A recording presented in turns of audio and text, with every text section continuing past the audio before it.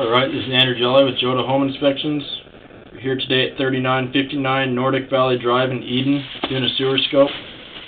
We're out 70 feet. I'm not positive if this is dropping into a septic tank or a city line, main sewer line.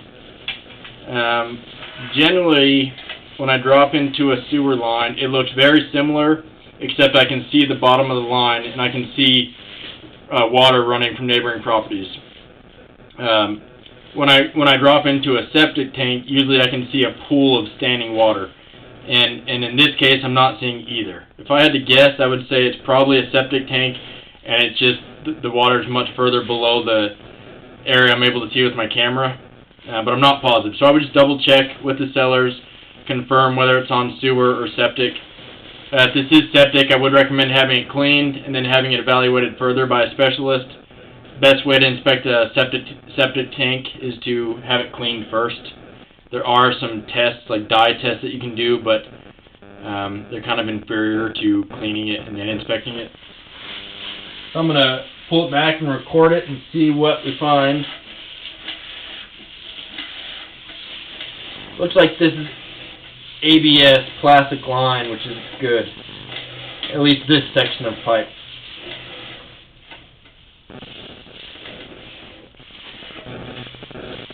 ABS is a plastic pipe. That's what's inside your house, at least inside the mechanical room. It just transitioned. You can see the transition right there where it switches to this other pipe. This is cast iron. Cast iron is going to be the weaker link.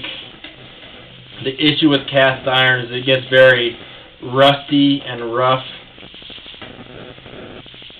and over time it can catch on debris, and once debris starts to get caught, it can create a backup.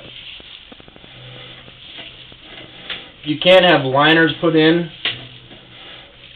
A liner is basically just what it sounds, a liner that they blow into the pipe and then they harden it, and it's like having a pipe inside your pipe. That's a lot easier than digging up the pipe, and it's also a little bit cheaper. It's about 80% as much as digging it up and replacing the line completely. This one's looking good. I'm not saying you need to put in a liner yet.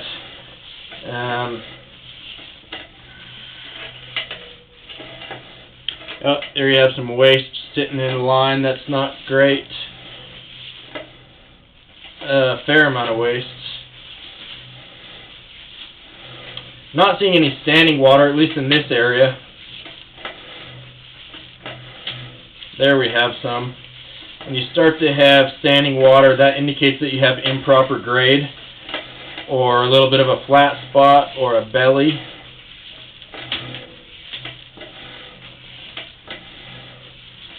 I run a fair amount of water during the inspection, and I never flush anything down the toilet, so I'm surprised that you have actual waste in the sewer line.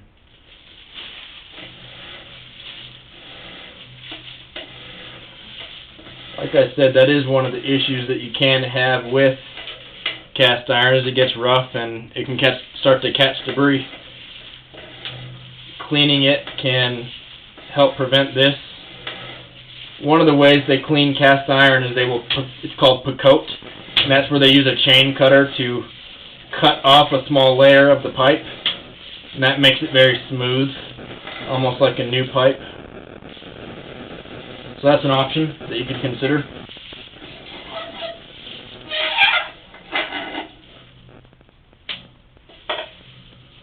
I accessed this pipe through the clean out in the mechanical room. You have a pretty nice clean out that's pretty accessible, which is nice. So I'm going to end this recording now.